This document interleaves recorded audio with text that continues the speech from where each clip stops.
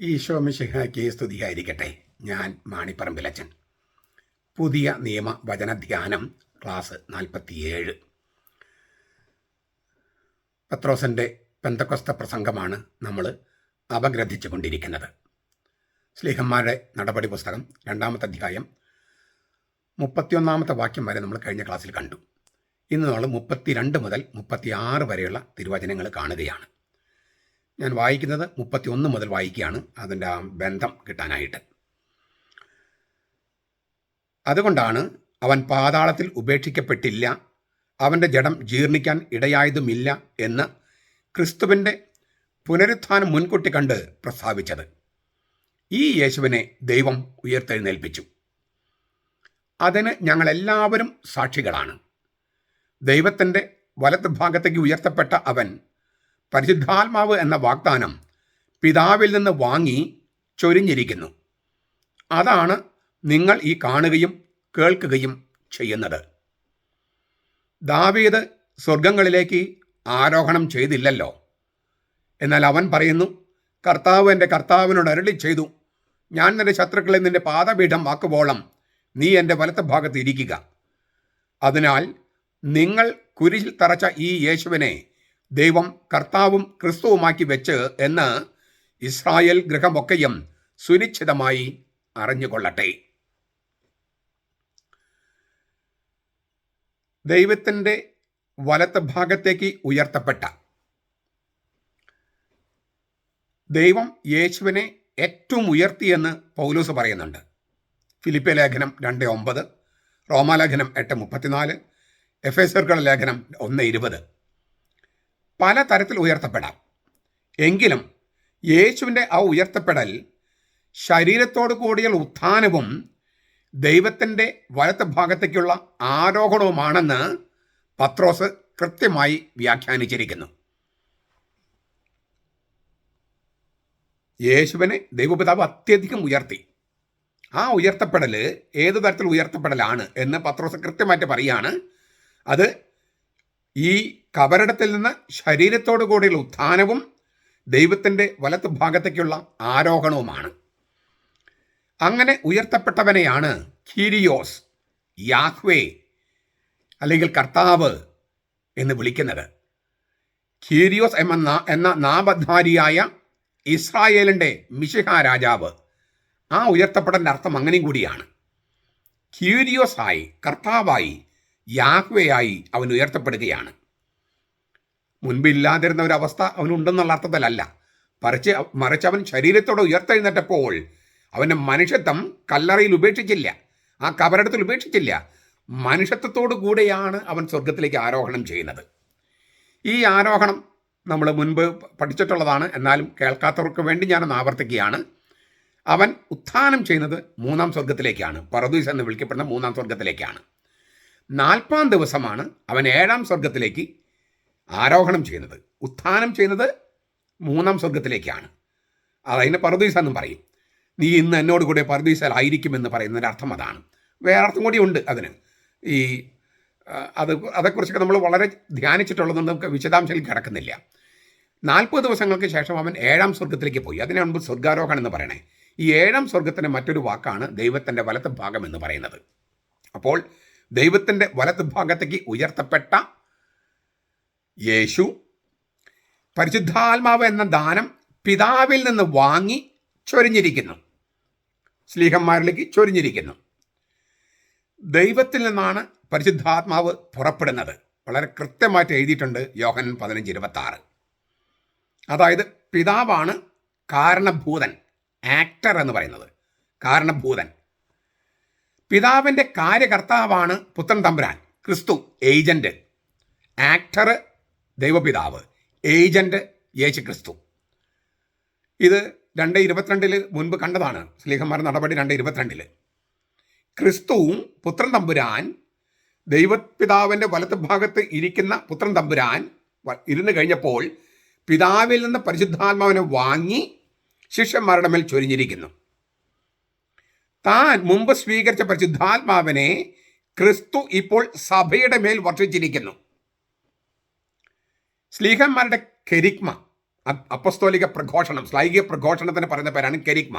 സ്ലീഹന്മാരുടെ കെരിഗ്മ, ശ്ലൈഹിക കെരിഗ്മ എന്ന് പറയും.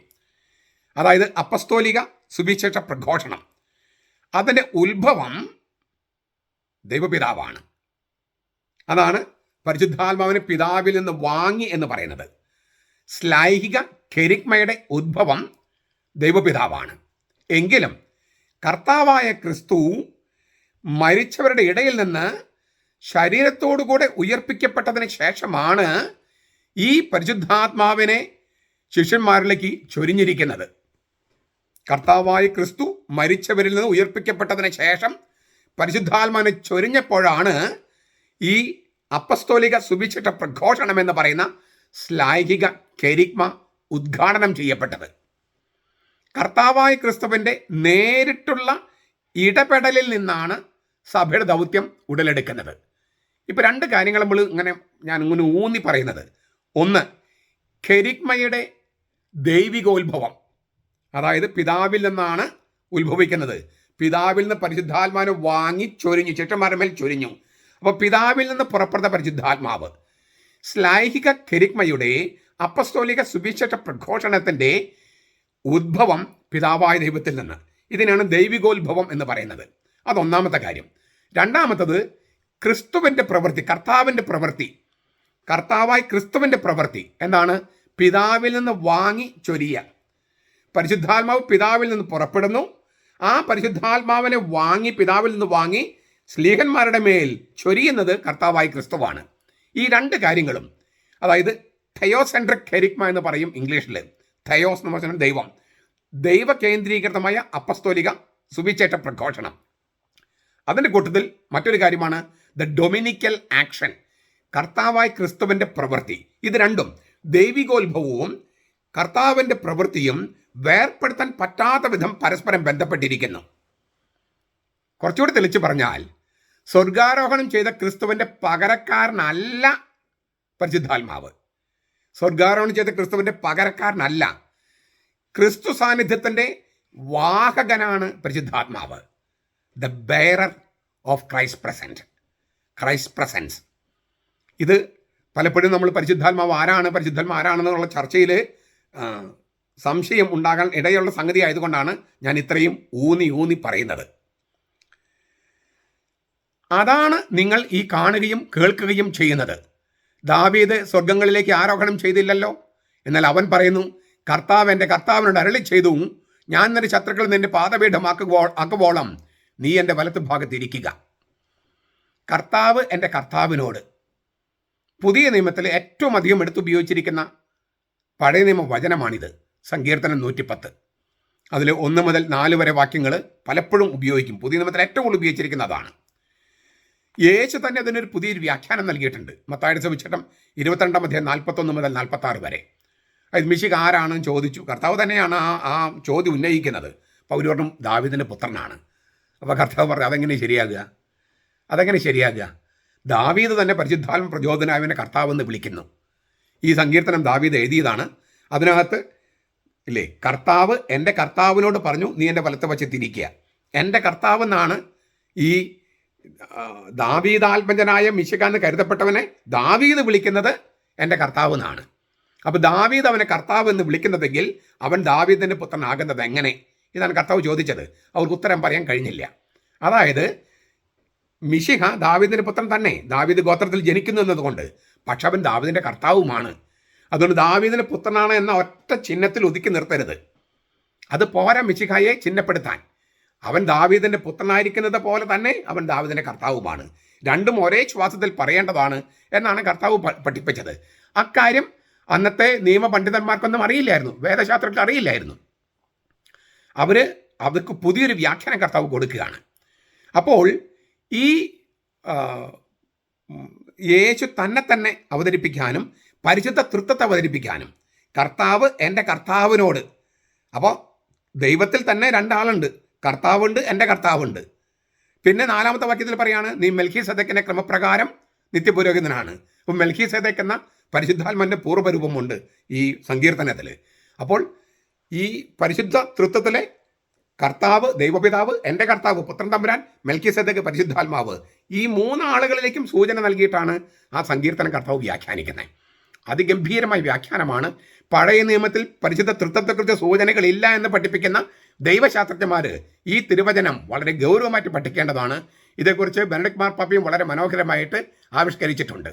അപ്പോൾ അതുകൊണ്ട് ഈ വേദശാസ്ത്രികൾ, നല്ല വേദശാസ്ത്രങ്ങളുടെ ഗ്രന്ഥങ്ങളും ചിന്തകളൊക്കെ ഒന്ന് പഠിക്കുന്നത് നന്നായിരിക്കും, പ്രത്യേകിച്ച് നമ്മുടെ നാട്ടിൽ. ഭൂമിയിലെ തൻ്റെ ശത്രുക്കളെ ദൈവം കീഴടക്കുമെന്നും സ്വർഗത്തിൽ തൻ്റെ സിംഹാസനത്തിൻ്റെ വലത്ത് ഭാഗത്ത് ഇരുത്തുമെന്നും കർത്താവായ ദൈവം ദാവീദ് ഗോത്രത്തിൽ മിശിഹായോട്, അതായത് എൻ്റെ കർത്താവ് പറയുന്ന സംഭാഷണം ദാവീദ് കേട്ടു.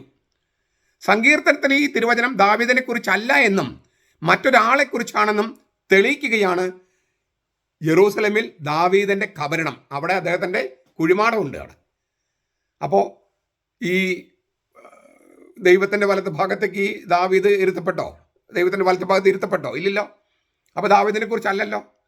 ഈ സങ്കീർത്തനം ദാവീദിനെ കുറിച്ചല്ല, ദാവീദ് ആത്മജനായ മിശിഹായെക്കുറിച്ചാണ്. പക്ഷെ ദാവീദ് ആത്മജനായ മിശിഹ ദാവീദിൻ്റെ കർത്താവുമാണ്. ഇതാണ് തെളിയിക്കുന്നത്. അപ്പോൾ ശരിക്കും ഈ തിരുവചനം, സങ്കീർത്തനത്തിൽ പറഞ്ഞ തിരുവചനം നിവൃത്തിയായത് ദാവീദ് ആത്മജനും അതേസമയം ദാവീദിൻ്റെ കർത്താവുമായ യേശുവിലാണ്. എന്നേക്കും നിലനിൽക്കുന്ന രാജത്വം ദാവീദിന് നൽകുമെന്ന് യാഹ്വേ ഉടമ്പടി ചെയ്തിരുന്നു. അതിലേക്ക് നമ്മളെ കണ്ടതാണ് 30-ാമത്തെ വാക്യം നമ്മൾ ചർച്ച ചെയ്തപ്പോൾ, സ്ലീഹന്മാർ നടപടി 2:30, 2 ശമൂവേൽ 7-ാമത്തെ അധ്യായം.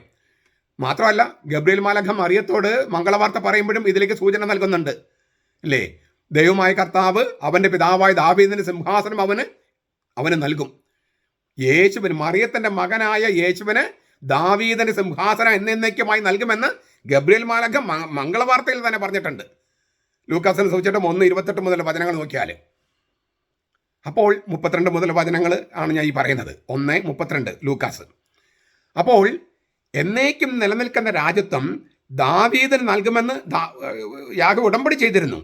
പക്ഷെ അത് ശരിക്കും നിറവേറിയത് ദാവീദിൻ്റെ പുത്രനായ ദാവീദിൻ്റെ കർത്താവായ യേശു മരിച്ചവരിൽ നിന്ന് ഉയർപ്പിക്കപ്പെട്ട് സ്വർഗത്തിലേക്ക് ആരോഹണം ചെയ്ത് പിതാവിൻ്റെ വലത്ത് ഭാഗത്ത് ഇരുന്നപ്പോഴാണ്. അവിടെ ഇരുന്നു കൊണ്ടാണ് അവൻ ലോകം മുഴുവൻ ഭരിക്കുന്നത്. മർക്കോസ് 16:19 അവൻ ദൈവത്തിൻ്റെ വലത്ത് ഭാഗത്തേക്ക് ഇരിക്കുന്ന ആ സ്വർഗാരോഹണമൊക്കെ അവതരിപ്പിച്ചിട്ടുണ്ട്. ചുരുക്കത്തിൽ ഈ സങ്കീർത്തനത്തിൽ പറയുന്ന സംഗതി അക്ഷരശ നിവൃത്തിയായത് യേശുക്രിസ്തുവിലാണ്. ഈ ദൈവത്തിൻ്റെ വലത് ഭാഗത്ത് ഇരുന്ന് അവൻ ഭരിക്കുന്നു. അതുകൊണ്ടാണ് കുരിശിൻ്റെ മുകളിൽ ഈ INRI എന്ന് എഴുതിയിരിക്കുന്നത്. യേസുസ് ദ നസറൈനോസ് റെക്സ് യുദയോരും, Jesus the Nazarene king of the Jews. യഹൂദന്മാരുടെ നസ്രായന യേശു യഹൂദന്മാരുടെ രാജാവ്. പക്ഷെ ആ യഹൂദന്മാരുടെ രാജാവ് എന്ന് പറഞ്ഞത് ഈ അർത്ഥത്തിൽ കൂടി മനസ്സിലാക്കണം, നമ്മളിപ്പോൾ പറഞ്ഞ അർത്ഥത്തിൽ. അപ്പോൾ അവൻ രാജാധിരാജനാണെന്ന കാര്യം വെളിപാട് 16:19 പറഞ്ഞത് മനസ്സിലാവും. അവൻ രാജാധിരാജനാണ്. അപ്പോൾ രാജാക്കന്മാരാരാ? ഭൂമിയിലെ രാജാക്കന്മാരാണോ അത് നമ്മളാണോ? മാമോദിസ സ്വീകരിച്ച ഓരോരുത്തരും. അതെവിടെയാണ് എഴുതിയിരിക്കുന്നത്? വെളിപാട് 1:6. അവൻ നമ്മെ പുരോഹിതന്മാരും രാജാക്കന്മാരുമാക്കി. പുരോഹിതന്മാരും നമുക്ക് രാജകീയ പൗരോഹിത്യവും രാജകീയ അധികാരങ്ങളുമുള്ളത് കൊണ്ട് ദൈവമായ കർത്താവ് ഈ ലോകത്തെ ഭരിക്കുന്നത് ക്രിസ്ത്യാനികളായ ഓരോരുത്തരുടെയുമാണ്. മനസ്സിലാവുന്നുണ്ടോ? നമ്മളാണ് രാജാക്കന്മാർ. യേശുക്രിസ്തു രാജാക്കന്മാരുടെ രാജാവ്. അവൻ ദൈവത്തിൻ്റെ വലത്ത് ഭാഗത്തിരുന്ന് ഈ ലോകത്തെ ഭരിക്കുകയാണ്. ആൾക്കാരുടെ വിചാരം അവരാണ് ലോകം ഭരിക്കണമെന്ന്, പലരുടെയും വിചാരം. ഒരു പഞ്ചായത്ത് മെമ്പർ ആയാലോ പഞ്ചായത്ത് പ്രസിഡന്റ് ആയാലോ അല്ലെങ്കിൽ ഇപ്പം ട്രംപോ മോദിയോ ആരും ആകട്ടെ, അവർ വിചാരിക്കും അവരാണ് ലോകം ഭരിക്കുന്നതെന്ന്. സത്യത്തിലല്ല. അവരൊക്കെ ദൈവത്തിൻ്റെ കയ്യിൽ ഉപകരണങ്ങളാണ്. ഓരോ കാലത്തേക്കും ദൈവം ഓരോരുത്തരെ തിരഞ്ഞെടുക്കുന്നു. അവർ ചിലർക്ക് ദുഷ്ടന്മാരായിട്ടുണ്ട്. പക്ഷേ എങ്കിൽ പോലും അവർ ദുഷ്ടത ചെയ്താലും കർത്താവ് ചരിത്രത്തിന് ലക്ഷ്യം വെച്ചിട്ടുണ്ട്. ആ ലക്ഷ്യത്തിലേക്ക് തന്നെ കർത്താവ് എത്തിക്കും, ആരൊക്കെ എന്തൊക്കെ തകിടം മറിക്കാൻ ശ്രമിച്ചാലും. അതുകൊണ്ടാണ് ബെനഡിക്ട് മാർപ്പാപ്പ പറയുന്നത്, ചരിത്രത്തിൻ്റെ ചരടുകൾ കർത്താവിൻ്റെ വിരലുകളിൽ നിന്നും വഴുതിപ്പോകില്ല. അത് അങ്ങനെ വഴുതിപ്പോയപ്പോൾ ദൈവം അല്ലാണ്ടാകും. അപ്പം അതുകൊണ്ട് ഈ ദൈവമായ കർത്താവിൻ്റെ വലത്ത് ഭാഗത്ത് ഇരുന്ന് രാജാധിരാജനായ കർത്താവ് ഭരിക്കുന്നു. നമ്മളാണ് രാജാക്കന്മാർ, നമ്മിലൂടെയാണ് ഭരിക്കുന്നത്. അപ്പം നമുക്ക് വലിയ ഉത്തരവാദിത്വമുണ്ടെന്ന് അർത്ഥം. കർത്താവിന് ഈ ലോകം ഭരിക്കാനായിട്ട് വേണ്ട രാജാക്കന്മാരാണ് നമ്മൾ. ആ ഒരു ദൗത്യം, രാജകീയ ദൗത്യം. ആ രാജകീയ ദൗത്യം എന്ന് പറഞ്ഞാൽ എന്താണ്? തീറ്റിപ്പോറ്റുക, അല്ലെ സംരക്ഷിക്കുക, നയിക്കുക, മാർഗദർശനം കൊടുക്കുക, അങ്ങനെ ഒത്തിരിയേറെ വലിയ ഉത്തരവാദിത്തങ്ങളാണ് ക്രിസ്ത്യാനികളെ ഏൽപ്പിച്ചിരിക്കുന്നത്. ഞാൻ നിന്റെ ശത്രുക്കളെ നിന്റെ പാദപീഠമാക്കുമ്പോളം നീ എൻ്റെ വലത് ഭാഗത്തിരിക്കുക. ഈ സങ്കീർത്തനത്തിലെ വാക്കിലെടുത്ത് പത്രോസ് അവിടെ ഉപയോഗിക്കുമ്പോൾ പുതിയൊരു പൊരുളുണ്ട്. വേറെ ഒരുപാട് പൊരുളുകളുണ്ട്, പക്ഷേ ഇവിടെ ഒരു പ്രത്യേക പൊരുളുണ്ട്. ഇസ്രായേൽ ഗ്രഹം മുഴുവനോടുമാണ് പത്രോസ് പ്രസംഗിക്കുന്നത്. അത് 2:36 പറയുന്നുണ്ട്. ഇസ്രായേൽ ഗ്രഹം മുഴുവൻ കേട്ടുകൊള്ളട്ടെ എന്ന് പറയുന്നുണ്ട്. അദ്ദേഹം അവരോട് പറയാണ്, നിങ്ങളാണ് യേശുവിനെ കുരിശിൽ തറച്ചു കൊന്നത്. അതേ വചനത്തിൽ പറയുന്നുണ്ട് 2:36 നിങ്ങളാണ് കർത്താവിനെ കുരിശിൽ തറച്ചു കൊന്നത്. അതായത് അവരായിരുന്നു, ഇസ്രായേൽ ഗ്രഹമായിരുന്നു യേശുവിൻ്റെ ശത്രുക്കൾ. സ്ലീഹന്മാരുടെ നടപടി 7:51-52, ലൂക്കാസ് 11:47-51, 13:33-35 ഈ സൂചനയുണ്ട്. യേശുവിൻ്റെ ശത്രുക്കൾ യേശുവിനെ കുരിശിൽ തറച്ചവരാണ്. പക്ഷെ യേശുവിനെ മരിച്ചവരെ ഉയർപ്പിച്ചതിലൂടെ ഇപ്പോൾ അവരെ, യേശുവിന് ശത്രുക്കളെന്ന ഇസ്രായേലിനെ യേശുവിൻ്റെ കാൽ കീഴിൽ ആക്കിയിരിക്കുകയാണ് ദൈവപിതാവ്. പുതിയൊരു പൊരുൾ വരികയാണ്. ഞാൻ നിന്റെ ശത്രുക്കൾ നിന്റെ പാദപീഠമാക്കുമ്പോളം നീ എൻ്റെ വലത്ത് ഭാഗത്തിരിക്കുക. ഇതിലൊരുപാട് പൊരുളുകളുണ്ട്. പക്ഷെ പുതിയൊരു പൊരുളാണ് പത്രോസ് പറയുന്നത്. എന്താണ്? യേശുവിനെ കുരിശിൽ തറച്ചു കൊന്ന ഇസ്രായേൽ ഗ്രഹം, ആ ഇസ്രായേൽ ഗ്രഹത്തെയാണ് ഇപ്പോൾ യേശുവിൻ്റെ പാദപീഠമാക്കിയിരിക്കുന്നത് ദൈവപിതാവ്. ശത്രുക്കളായിരുന്ന ഇസ്രായേലരെ കർത്താവായ യേശുവിൻ്റെ പാദപീഠമാക്കിയിരിക്കുന്നു. ഫുഡ് സ്റ്റൂൾ, അവന് കാല് വയ്ക്കാനുള്ള പീഠമാക്കി മാറ്റി. അപ്പോൾ യേശുവിനെ കുരിശിൽ തറച്ച് കൊന്നവർക്ക്, ആ കൊന്നവരുടെ ശത്രുതയെ ദൈവപിതാവ് കീഴടക്കുകയാണ്. അതിനാൽ നിങ്ങൾ കുരിശിൽ തറച്ച ഈ യേശുവിനെ ദൈവം കർത്താവും ക്രിസ്തുവുമാക്കി വെച്ച് എന്ന് ഇസ്രായേൽ ഗ്രഹമൊക്കെയും സുനിശ്ചിതമായി അറിഞ്ഞുകൊള്ളട്ടെ. യേശുവിനെ ദൈവം കർത്താവും ക്രിസ്തുവുമാക്കി വെച്ചു. കർത്താവും ക്രിസ്തുവും. കർത്താവ് കീരിയോസ് എന്നാണ് നമ്മൾ പറഞ്ഞു കഴിഞ്ഞത് ഗ്രീക്കിൽ. പ്രഭു, നാഥൻ, യജമാനൻ, കർത്താവ്, ഉടമസ്ഥൻ എന്നെല്ലാം അർത്ഥമുണ്ട്. ആ അർത്ഥത്തിലൊക്കെ ഉപയോഗിച്ചിട്ടുണ്ട്. പക്ഷേ ബൈബിളിൽ പ്രധാനമായും 2 തരത്തിലാണ് ഈ നാമം ഉപയോഗിക്കുന്നത്, ശീർഷകം ഉപയോഗിക്കുന്നത്. ഒന്ന്, രാജകീയ ശീർഷകം. രാജകീയ ശീർഷകം എന്ന് പറഞ്ഞാൽ ഇസ്രായേലിലെ രാജാക്കന്മാർക്ക് ഈ ശീർഷകം ഉപയോഗിക്കുന്നുണ്ട്. കീരിയോസ് എന്ന ശീർഷകം ഉപയോഗിക്കുന്നുണ്ട്. 1 രാജാക്കന്മാർ 1:37 ഉദാഹരണമായിട്ട് കാണാം. രണ്ടാമത്തെ ഈ കീരിയോസ് എന്ന അർത്ഥം ദൈവിക ശീർഷകമാണ്. അതായത് പഴയ നിയമത്തിൽ യാഹ്വേ എന്ന ദൈവിക നാമം സെപ്തുജിന്ത് പാഠാന്തരത്തിൽ തർജ്ജമ ചെയ്തിരിക്കുന്നത് കീരിയോസ് എന്ന സംജ്ഞ ഉപയോഗിച്ചിട്ടാണ്. പുറപ്പാട് 3:15, കത്തോലിക്ക സഭയുടെ മതബോധനം 446, 449 നിങ്ങൾക്ക് വായിക്കാം. 110 സങ്കീർത്തനം വ്യാഖ്യാനിച്ചപ്പോൾ എൻ്റെ കർത്താവ് എന്ന സംജ്ഞ മിശിഹായെക്കുറിച്ചുള്ളതാണെന്നും അതിനാൽ മിശിഹ ദാവീദിൻ്റെ പുത്രൻ മാത്രമല്ല ദാവീദിൻ്റെ കർത്താവാണെന്നും യേശു തന്നെ വ്യക്തമാക്കി. നമ്മൾ കണ്ടതാണിത്.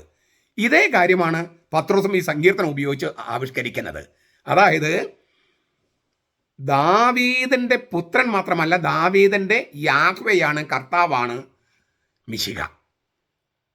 കീരിയോസ് എന്ന് പറയുന്നത് അതായത് ദൈവിക നാമം, യാഹ്വേ നാമധാരി യേശുക്രിസ്തുവാണ്. ഇതാണ് പത്രോസ് 110 സങ്കീർത്തനം ഉപയോഗിച്ച് വ്യാഖ്യാനിക്കുന്നത്. അച്ഛൻ എന്തിന് ഇത്ര ആവർത്തിച്ച് പറയണമെന്ന് നിങ്ങൾ വിചാരിക്കുന്നുണ്ടാവും. ഞാൻ പറഞ്ഞ ഓരോ കാര്യത്തിനും സൂചനകളുണ്ട്. ഇപ്പം നമ്മളതിൽ യഹോവ സാക്ഷികൾ, അവരുടെ ഏറ്റവും പ്രധാനപ്പെട്ട പ്രബോധനം, തെറ്റായ പ്രബോധനം എന്താണ്? യേശു യാഹ്വേ അല്ല, യേശു ദൈവപുത്രനാണ്, പക്ഷേ പുത്രനായ ദൈവമല്ല. ദൈവപുത്രൻ എന്നുള്ള വേറെ അർത്ഥമാണുള്ളത് ശരിക്കും. അപ്പോൾ പുത്രനായ ദൈവമല്ല, മറിച്ച് ദൈവപുത്രൻ മാത്രമാണ് യേശു എന്നാണ് യഹോവ സാക്ഷികൾ പ്രചരിപ്പിക്കുന്നത്. അതിൻ്റെ വെളിച്ചത്തിലാണ് അവരുടെ മറ്റെല്ലാ പ്രബോധനങ്ങളും. അപ്പം യഹോവ സാക്ഷികൾ അടിസ്ഥാനപരമായ തെറ്റ് എന്ന് പറയുന്നത് യേശു ദൈവമല്ല, ദൈവപുത്രൻ മാത്രമാണ്, ദൈവം തന്നെയായ പുത്രനല്ല യേശു എന്നാണ് അവർ പഠിപ്പിക്കുന്നത് യഹോവ സാക്ഷികൾ. അത് വിശ്വസിക്കുന്ന കുറേ പേരുണ്ട്. അവരെന്തുകൊണ്ടാണ് അങ്ങനെ വിശ്വസിക്കാൻ ഇടയായത്? നമ്മൾ ഇതുപോലുള്ള വ്യാഖ്യാനങ്ങൾ, വചനം കൃത്യമായിട്ട് മനസ്സിലാക്കാത്തത് കൊണ്ട്. അപ്പം നമുക്ക് ഈ വചനം പറഞ്ഞിട്ട് വേണം അവരെ തിരിച്ചു കൊണ്ടുവരാൻ. അവരൊന്നും നഷ്ടപ്പെടേണ്ടവരല്ല. അവരെല്ലാം സ്വർഗരാജ്യത്തിൽ പ്രവേശിക്കേണ്ടതുണ്ട്.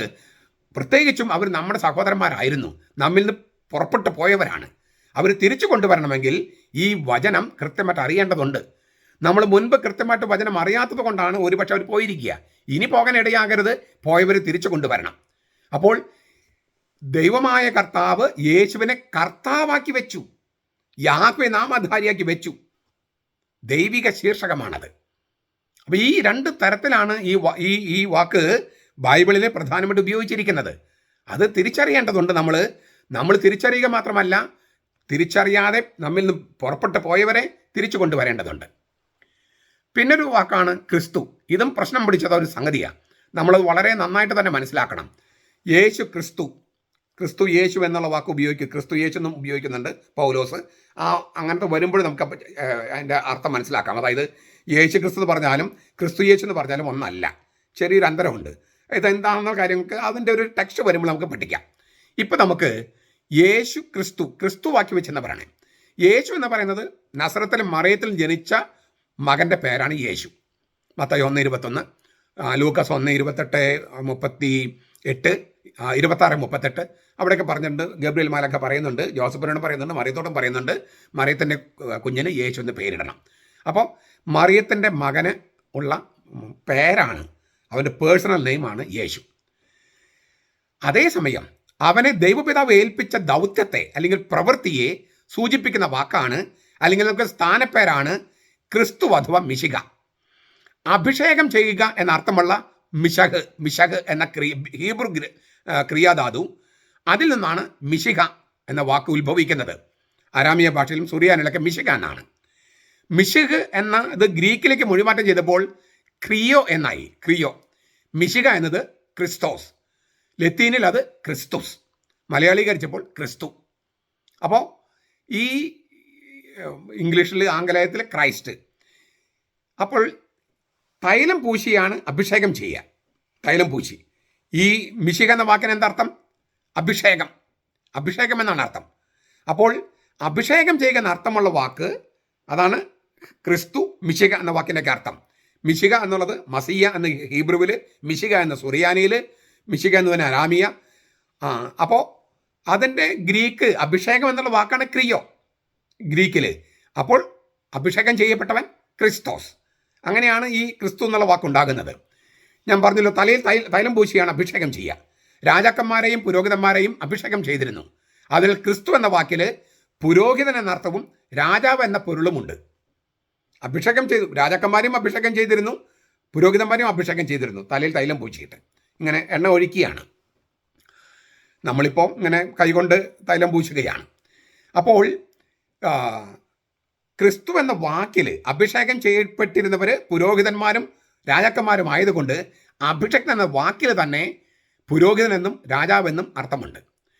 ബൈബിളിൽ മൂന്നാമതൊരു അർത്ഥത്തെക്കുറിച്ച് പറയുന്നുണ്ട് കർത്താവ് തന്നെ.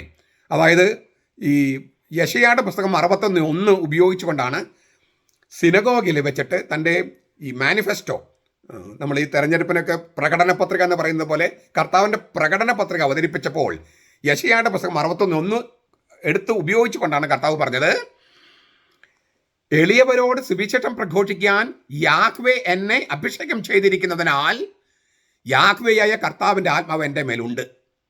നോക്കുക, വാചകം ഒന്നുകൂടി കേൾക്കുക.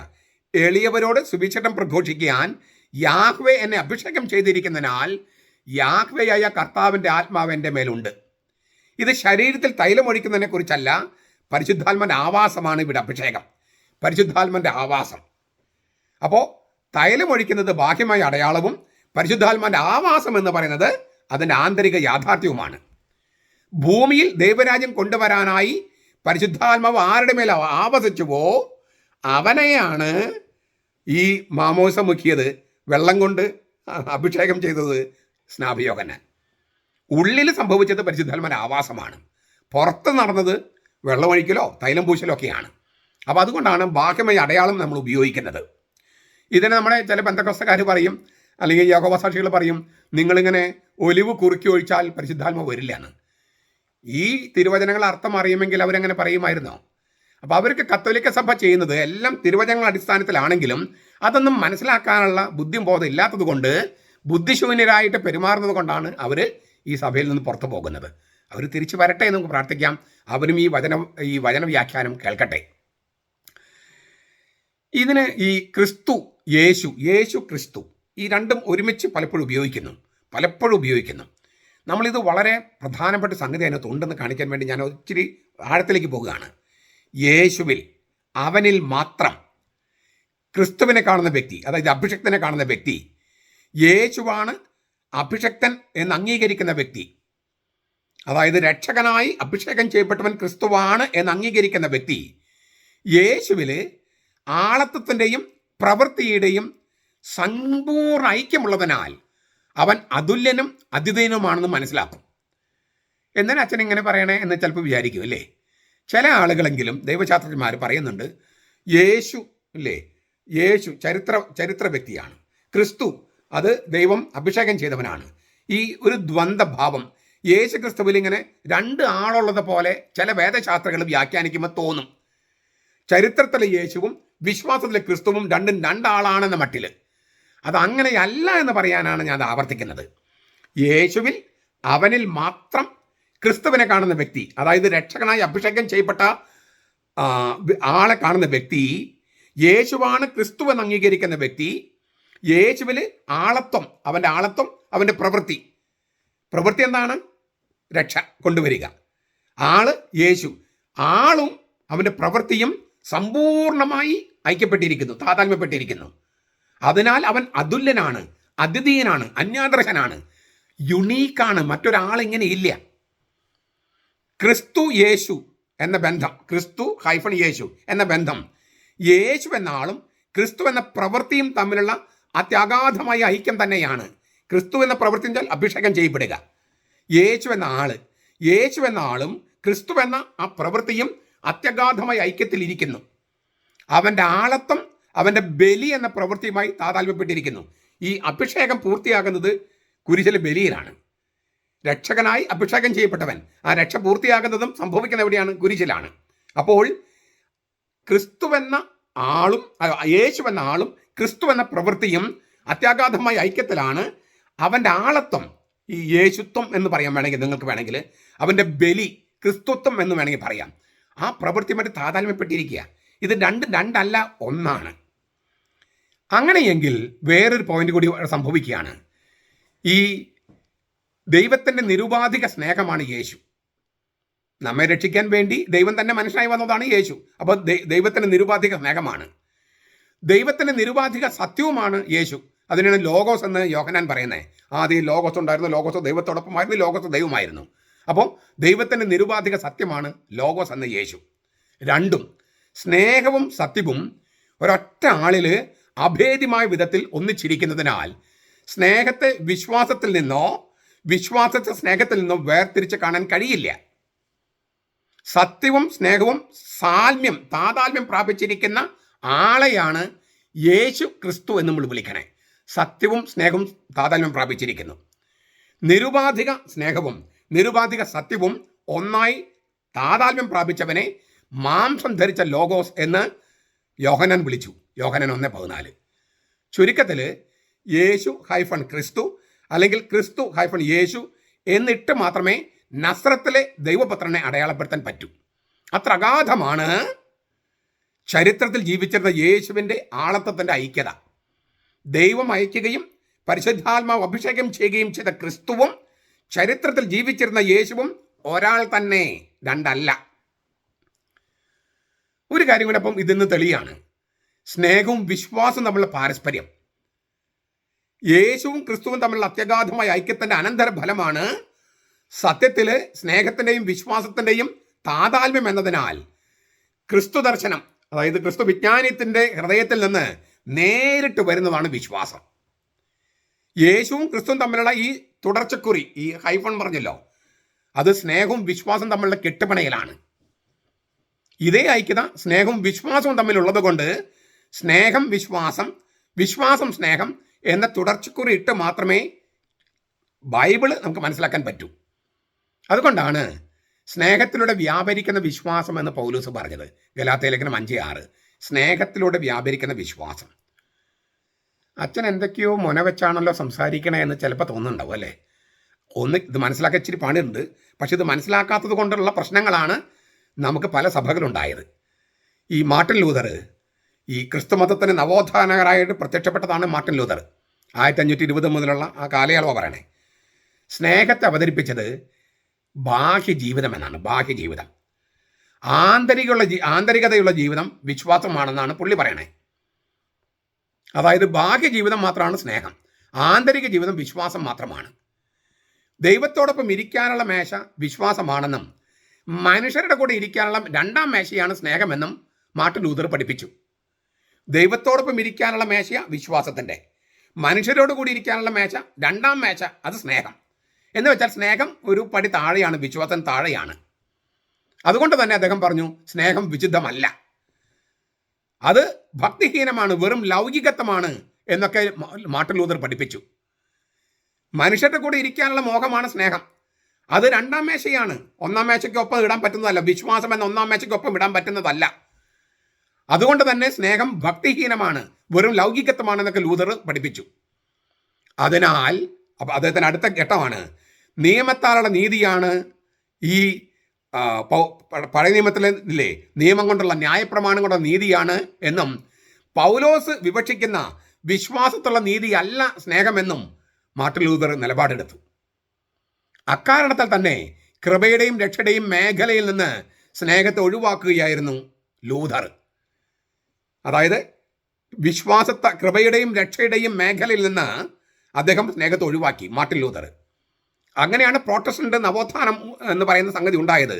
അത് നവോത്ഥാനമായിരുന്നു അല്ല, പുറകോട്ട് പോവുമായിരുന്നു. അയാളുടെ വീക്ഷണത്തിൽ വൈകല്യമാണ് ഈ പറയുന്നത്. അത് സ്നേഹവും വിശ്വാസവും തമ്മിൽ വേർതിരിക്കണമെന്നാണ് അദ്ദേഹം പറയണേ. സ്നേഹം രണ്ടാം തരമാണ്, വിശ്വാസമാണ് ഒന്നാം തരം. അപ്പോൾ ക്രിസ്തു യേശു ഈ ആളെ രണ്ടാളായിട്ട് തിരിക്കണമെന്നാണ് പറയണേ. മാർട്ടിൻ ലൂതർ പറഞ്ഞതിൻ്റെ ചുരുക്കതാണ്. അതുപോലെ തന്നെ പറയാണ് സ്നേഹവും വിശ്വാസവും തമ്മിൽ വേർതിരിക്കണം, സത്യവും സ്നേഹം തമ്മിൽ വേർതിരിക്കണം. ഇങ്ങനെ വേർതിരിവിൻ്റെ ഒരു കഥയാണ് മാർട്ടിൻ ലൂതർ കൊണ്ടുവന്നത്. സ്നേഹത്തെയും വിശ്വാസത്തെയും വേർതിരിച്ച് കണ്ട ലൂതറാണ് യൂറോപ്പിൻ്റെ ഭൗതികവൽക്കരണത്തിന് കാരണക്കാരൻ. ഇപ്പോൾ യൂറോപ്പിൽ നമ്മൾ പ്രത്യേകിച്ചും ജർമ്മൻകാരനാണ് ഈ മാർട്ടിൻ ലൂതർ. ജർമ്മനിയിൽ എന്തുകൊണ്ടാണ് സഭ ഇതുപോലെ വഷളായി നിൽക്കുന്നത്? അതിന് കാരണം പ്രോട്ടസ്റ്റന്റ് സഭയാണ്. കാരണം വിശ്വസിച്ചാൽ മതി, എന്ത് തോന്നിയാസാകാം. സോള ഫീദേ, രക്ഷ വിശ്വാസത്താൽ മാത്രം. സോള ഫീദേ, വിശ്വാസം മാത്രം. പിന്നെ കൃപ മാത്രം. ഇങ്ങനെയെല്ലാം വേർതിരിച്ചിട്ട് ക്രിസ്തു മാത്രം, യേശു വേണ്ട, ക്രിസ്തു മാത്രം. ഇങ്ങനെ എല്ലാം വേർതിരിച്ച് സ്നേഹത്തെ സത്യത്തിൽ വേർതിരിച്ചു, സ്നേഹത്തെ വിശ്വാസത്തിൽ വേർതിരിച്ചു. എന്നിട്ട് സത്യം രണ്ടാം തരമാണ്, സ്നേഹം രണ്ടാം തരമാണ്, ഒന്നാം തരം വിശ്വാസം മാത്രമാണ്. വിശ്വസിക്കുക, പിന്നെ സ്നേഹിക്കും വേണ്ട, സത്യം പറയും വേണ്ട. അങ്ങനെയപ്പോൾ യൂറോപ്പ് എങ്ങനെയായത്? ആ ജർമ്മൻ വ്യവസ്ഥ ലോകത്തിലേക്ക് പലയിടത്തും പ്രചരിക്കാൻ തുടങ്ങി, നമ്മുടെ നാട്ടിലേക്കും വന്നു. ഈ തെറ്റ് അവരിപ്പോൾ മനസ്സിലാക്കി തുടങ്ങിയിട്ടുണ്ട്. പക്ഷെ തിരിച്ചു വരവ് എളുപ്പമല്ല, പോകുന്നത്ര എളുപ്പത്തിൽ തിരിച്ചു വരാൻ കഴിയില്ല. ഇങ്ങനെ സ്നേഹത്തെയും വിശ്വാസത്തെയും, സ്നേഹത്തെയും സത്യത്തെയും, യേശുവിനെയും ക്രിസ്തുവിനെയും വേർതിരിച്ച മാർട്ടിൻ ലൂതറിന്റെ വൈകല്യത്തിന് തടയിടാൻ വേണ്ടിയിട്ടാണ് ട്രെൻഡ് സൂനോദോസ് വിളിച്ചത്. ട്രെൻഡ് സൂനോദോസ് മാർട്ടിൻ ലൂതറിന്റെ ഈ പരിപാടികൾക്ക് നിങ്ങൾക്കിത് കൂടുതലായിട്ടും നിങ്ങൾക്ക് ക്രിസ്തുധർമ്മ പ്രവേശിക്കുക എന്ന് പറഞ്ഞിട്ട് ബെനഡിക്ട് മാർപ്പാപ്പയുടെ പുസ്തകമുണ്ട്, മലയാളത്തിൽ തർജ്ജമ ചെയ്തിട്ടുണ്ട് ഞാൻ. അതിൽ 288 മുതൽ 291 വരെ വചനങ്ങൾ വായിക്കാം. അവസാനത്തെ ഒരു കാര്യം കൂടി പറഞ്ഞാൽ നിർത്തട്ടെ. അതിനാൽ നിങ്ങൾ കുരിശിൽ തറച്ച ഈ യേശുവിനെ ദൈവം കർത്താവും ക്രിസ്തുവുമാക്കി വെച്ചുവെന്ന് ഇസ്രായേൽ ഗ്രഹമൊക്കെയും. എന്താണ് ഇസ്രായേൽ ഗ്രഹം? ഇസ്രായേലിൻ്റെ സമ്മേളനം നിർണായക വഴിത്തിരിവിൽ എത്തിയിരിക്കുന്നതാണ് പത്രോസ് പറയണേ. 30,000 പേരാണ് ഇസ്രായേലിൽ കൂടിയിരിക്കുന്ന പത്രോസിൻ്റെ പ്രസംഗം കേൾക്കാൻ. അതെവിടെ നിന്നാണ് പ്രസംഗിച്ച ആ ചവിട്ടുപടിയുള്ള കാര്യങ്ങളൊക്കെ നമ്മൾ മുൻപ് കണ്ടു കഴിഞ്ഞു. ദൈവം തിരഞ്ഞെടുത്ത ജനം, അതാണ് ഇസ്രായേൽ ഗ്രഹം. അവരെ ദൈവം തിരഞ്ഞെടുത്ത ജനമാണ് ഇസ്രായേൽ ജനം എന്നറിയപ്പെടുന്നത്. ദൈവം വാഴിച്ച് നിയമിച്ച ക്രിസ്തുവിനെ നിരാകരിച്ചവർ ഇസ്രായേൽ ഗ്രഹത്തിൽ അംഗങ്ങളല്ല. അതിനാൽ ദൈവം തിരഞ്ഞെടുത്തവരായിരിക്കണമെങ്കിൽ, അതിനാണ് ഇസ്രായേൽ ഗ്രഹം എന്ന് വിളിക്കുക, ആയിരിക്കണമെങ്കിൽ ക്രിസ്തുവിനെ സ്വീകരിച്ച് പശ്ചാത്തപിച്ച് ക്രിസ്തീയ മാമോദിസം സ്വീകരിക്കണം. അപ്പോഴേ ഇസ്രായേൽ ഗ്രഹമാകൂ. ദൈവത്തിൻ്റെ തിരഞ്ഞെടുക്കപ്പെട്ട ഇസ്രായേൽ ഗ്രഹമാകണമെങ്കിൽ ദൈവം അയച്ച് വാഴിച്ച് നിയമിച്ച് കർത്താവാക്കി വെച്ച ആ യേശുവിനെ സ്വീകരിക്കണം. പശ്ചാത്തപിച്ച് യേശുവിനെ സ്വീകരിക്കണം. ആ യേശുവിനെ സ്വീകരിക്കുന്നതിന് ബാഹ്യമായ അടയാളമായിട്ട് മാമോദീസ സ്വീകരിക്കണം. അപ്പോൾ പരിശുദ്ധാത്മാവിൻ്റെ അഭിഷേകം ഉണ്ടാകും, ആവാസം ഉണ്ടാകും. അപ്പോൾ മാത്രമാണ് അവർ ഇസ്രായേൽ ഗ്രഹമാകുക. അല്ലെങ്കിൽ ഇസ്രായേൽ ഗ്രഹമാകില്ല. ഇതാണ് പത്രോസ് പറഞ്ഞത്. ഇസ്രായേൽ ഗ്രഹം ഒക്കെയും സുനിശ്ചിതമായി അറിഞ്ഞുകൊള്ളട്ടെ എന്ന് പറഞ്ഞാൽ ഈ ഇരിക്കുന്നവർ, നിങ്ങൾ കേൾക്കുന്നവരിൽ നിങ്ങൾ ദൈവജനമാകണമെങ്കിൽ, ദൈവത്തിന് ജനമാകണമെങ്കിൽ, ഇസ്രായേൽ ഗ്രഹമാകണമെങ്കിൽ ദൈവം അയച്ച ക്രിസ്തുവിനെ, ദൈവം വാഴിച്ച ക്രിസ്തുവിനെ, ക്രിസ്തുവും കർത്താവുമാക്കി വച്ച യേശുവിനെ നിങ്ങൾ സ്വീകരിക്കുകയും ആ സ്വീകരിക്കുന്നതിൻ്റെ ഭാഗമായിട്ട് പശ്ചാത്തപിച്ച് ക്രിസ്തീയ മാമോദിസ സ്വീകരിക്കുകയും വേണം. ഇതാണ് പത്രോസ് പറഞ്ഞത്. അപ്പോൾ നിങ്ങൾ ഇസ്രായേൽ ഗ്രഹമാകും. ആരാണോ യേശുവിനെ കൊന്നത് അവരെ മുഖത്ത് നോക്കിയിട്ടാണ് പത്രോസ് ഈ പറയണേ. അവർ പത്രോസിനെ കൊല്ലാതിരുന്നത് മഹാഭാഗ്യം. പക്ഷേ ആ സമയത്ത് അവനിങ്ങനെ പരിശുദ്ധാത്മാവിനാൽ തിളങ്ങി നിൽക്കുകയാണ്. ഞാൻ വിചാരിക്കുന്നത് ഒരു പ്രകാശം പത്രോസിൽ ആ സമയത്ത് വരുന്നുണ്ടായിരുന്നു എന്ന് തന്നെ ഞാൻ വിചാരിക്കുന്നത്. പത്രോസിനെ കുറിച്ച് നമുക്ക് കൂടുതൽ അടുത്ത ക്ലാസ്സിൽ കാണാം. അപ്പോൾ ഗംഭീരമാണ് ഈ പത്രോസിൻ്റെ പെന്തക്കോസ്ത പ്രസംഗം. 30,000 പേര് കേട്ടവരിൽ 10%, 3,000 പേര് അന്ന് മാമോദിസ സ്വീകരിച്ചു. ക്രിസ്തുവിനെ രക്ഷകനും ക്രിസ്തുവിനെ അംഗീകരിച്ച് മാമോദിസ സ്വീകരിച്ചു. ആ മാമോദിസ എന്ന് പറഞ്ഞ വെള്ളത്തിലേക്ക് മുക്കലൊന്നുമല്ല, അവിടെ അങ്ങനെ മുക്കാനുള്ള സംവിധാനമൊന്നുമില്ല. വെള്ളം തെളിക്കുകയായിരുന്നു. അങ്ങനത്തെ സാഹചര്യം അവിടെ ഉണ്ടായിരുന്നുള്ളൂ. പക്ഷെ അത് മതിയായിരുന്നു. അതൊരു ബാക്കി അടയാളമാണ്, പരിശുദ്ധാത്മാവ് വന്നതിൻ്റെ ബാക്കി അടയാളം. ശ്ലൈഹിക പിന്തുടർച്ചയിലുള്ളവർ അങ്ങനെ ചെയ്യുമ്പോൾ പരിശുദ്ധാത്മാവ് പറന്നിറങ്ങുകയാണ്. അങ്ങനെ ഒരു വാക്ക് കർത്താവ് തന്നിട്ടുള്ളത് കൊണ്ടാണ്. അതേ വാക്ക് തന്നെയാണ് ഇപ്പോഴും സംഭവിക്കുന്നത് കൂദാശകളിൽ. ചുരുക്കത്തിൽ ഈ ചിലർക്കൊക്കെ ഇച്ചിരി കട്ടിയാണ് ഇന്നത്തെ പ്രസംഗം. പക്ഷെ അത് ഇത് കൃത്യമായിട്ട് മനസ്സിലാക്കാത്തത് കൊണ്ട്, ഇപ്പോൾ നമുക്ക് അപ്പോളജറ്റിക്സ് ഉണ്ട്, അവർ നന്നായിട്ട് സീരിയസ് ആയിട്ട് പഠിക്കുന്നവരാണ്. ഇതുപോലെ വളരെ ഡയലോഗുകൾ ഏർപ്പെട്ടിരിക്കുന്ന, അതുപോലെ ഡോക്മകൾ ചർച്ചകളൊക്കെ നടക്കുന്നുണ്ട്. ഇതൊക്കെ നമ്മുടെ സഭയുടെ വലിയ സമ്പന്നതയെ കാണിക്കുന്നത്. അപ്പോൾ അവർക്കൊക്കെ ഈ പ്രസംഗം എൻ്റെ ഇന്നത്തെ ക്ലാസ് ഉപകരിക്കുമെന്ന് ഞാൻ വിശ്വസിക്കുന്നു. അങ്ങനെയുള്ളവർക്ക് നിങ്ങൾ ഇത് അയച്ചു കൊടുക്കണമെന്നും അങ്ങനെ സുവിശേഷ പ്രഘോഷണത്തിൽ ശ്ലൈഹിക കെരിക്മയിൽ നിങ്ങളും പങ്കുചേരണമെന്നും അങ്ങനെ സുവിശേഷം പ്രഘോഷിക്കുമ്പോൾ നമ്മൾ രക്ഷ പ്രാപിച്ചു കൊണ്ടിരിക്കുമെന്നും അറിഞ്ഞുകൊള്ളുക. നമ്മുടെ കർത്താവ് ഈശോ മിശിഹായുടെ കൃപയും പിതാവായ ദൈവത്തിൻ്റെ സ്നേഹവും പരിശുദ്ധാത്മാവിൻ്റെ സഹവാസവും നാം എല്ലാവരോടും കൂടി ഉണ്ടായിരിക്കട്ടെ, ഇപ്പോഴും എപ്പോഴും എന്നേക്കും. ആമേൻ.